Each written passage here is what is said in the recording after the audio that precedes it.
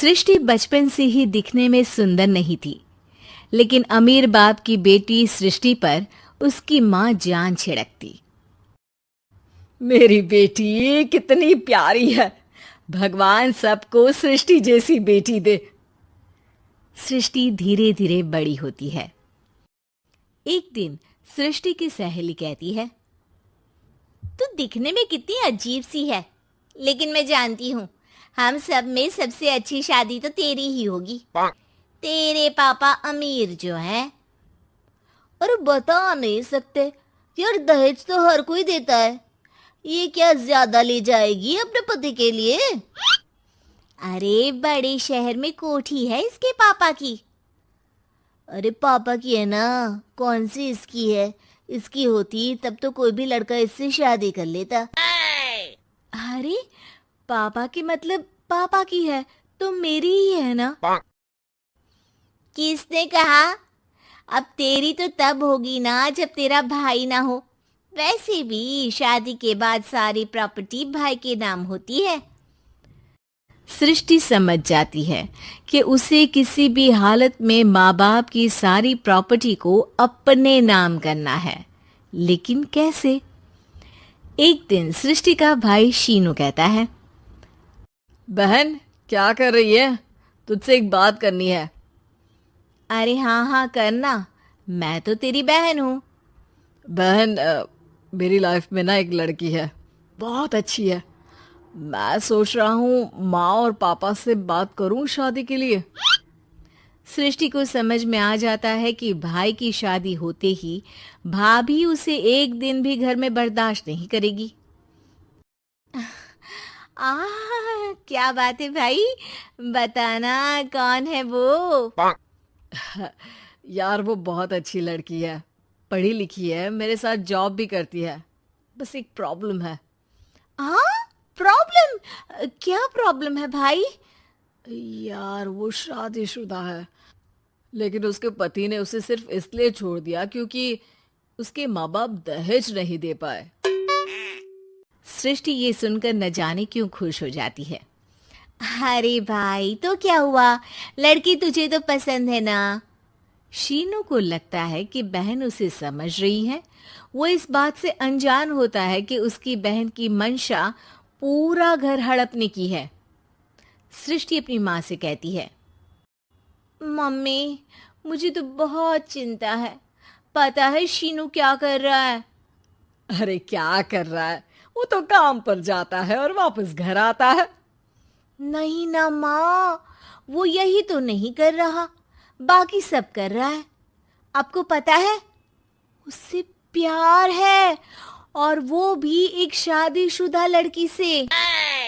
हैं? ये क्या हो गया? मैं सोसाइटी में क्या मुंह दिखाऊंगी? अरे तेरे पापा तो यही कहेंगे कि मैंने ही उसे बिगाड़ दिया है। माँ देखो, मेरी बात मानो, पापा पर भी विश्वास करने की जरूरत नहीं है। अब आप ही बताओ, पापा इतनी देर घर के बाहर रहते हैं क्यों, बोलो? अरे बेटा वो तो नौकरी करते हैं ना। तू बहुत भोली है माँ। पापा का ऑफिस तो 7 बजे खत्म हो जाता है, लेकिन देखो कितनी देर से आते हैं।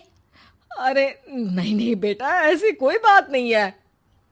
सृष्टि माँ को एक औरत से बात करते पिता की फोटो दिखाती है। देखो माँ, कैसे हैं पापा? मैं ना कहती थी कि पापा सही नहीं है। मैं तेरे पापा से बात करूंगी, दे फोटो मुझे।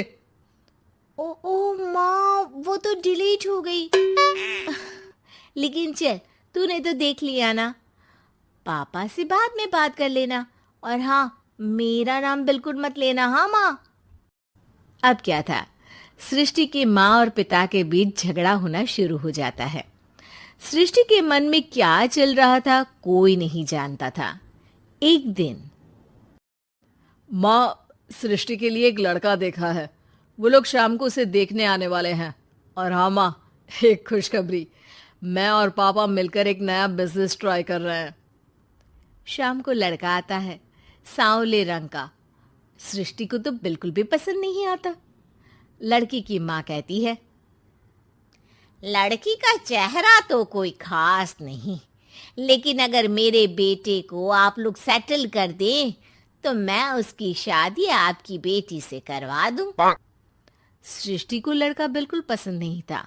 उसे भाई पर गुस्सा आ जाता है। लड़के वालों के जाने के बाद कहती है, माँ देखा शीनू मेरे लिए कैसा लड़का लेकर आया, न दिखाने लायक न सुनने लायक, सेटल भी नहीं, वो भी हम करे। अरे माँ मैं जानती हूँ ये मेरी शादी किसी भी घर में क्यों करवाना चाहता है। अरे कैसी बात कर रही है बहन, तूने तो देखा ना, लड़के को मैंने ही मना कर दिया तुझसे शादी के लिए। जिसने लड़का बताया था उसने उसकी बहुत तारीफ की थी। बात आई गई हो जाती है, लेकिन सृष्टि का मन शांत नहीं होता। क्या करूँ कुछ समझ में नहीं आ रहा। मेरी शादी हो गई तो ये लोग पूरी प्रॉपर्टी शीनू के नाम कर देंगे, मेरे हाथ तो कुछ लगेगा ही नहीं। तभी सृष्टि को आइडिया आता है। वो किसी वकील को फोन करती है। जी देखिए, अगर आपके मम्मी पापा का तलाक हो जाता है तो आपके पिता की आधी प्रॉपर्टी आपकी माँ के नाम हो जाएगी, फिर उसे वो किसी को भी दे सकती है। सृष्टि अब माँ को बेटे के खिलाफ भरती है। माँ शीनू पर नजर रखा करो, वो जिस लड़की के प्यार में है ना वो शादीशुदा है। यहाँ आएगी सारा पैसा रुपया जमीन जायदाद सब हड़प लेगी। पापा का भी हाल तुमसे छुपा नहीं है। ऐसा ना हो कि मैं और आप एक दिन सड़क पर भीख मांगे। हे भगवान, मैं तो जीते जी मर जाऊंगी अगर ऐसा हो गया तो। ऐसा हो गया नहीं माँ, ऐसा ही होगा। अभी समय है, आगे का सोच लो। मैं तो कहती हूँ पापा से आधी प्रॉपर्टी लेकर अलग हो जाओ। पापा की आधी प्रॉपर्टी भी हम लोगों को अगर मिल जाती है ना तो अगले 7 जन्म सफल समझो। बेचारी माँ बेटी के कहने पर पति से तलाक लेकर अलग हो जाती है। सृष्टि अब पैसों से गाड़ी और अपने दूसरे महंगे शौक पूरे करने लगी। उसके दोस्त भी उसके पैसे इस्तेमाल करते। सृष्टि, कल तुम कहाँ थी? मैं सारा दिन घर पर अकेली थी। तो मैं क्या करूं? मैंने ठेका तो नहीं लिया है ना तुम्हें संभालने का। माँ को सृष्टि से ये उम्मीद नहीं थी। वो बैठकर रोने लगती है। वहीं उसका पति यानी कि सृष्टि के पिता आ जाते हैं।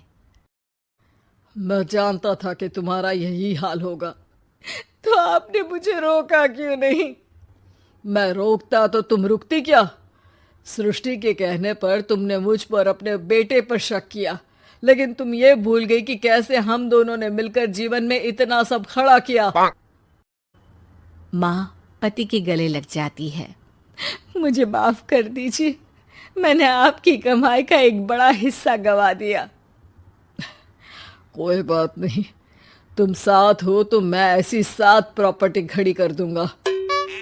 तभी वहां सृष्टि आ जाती है रोते हुए।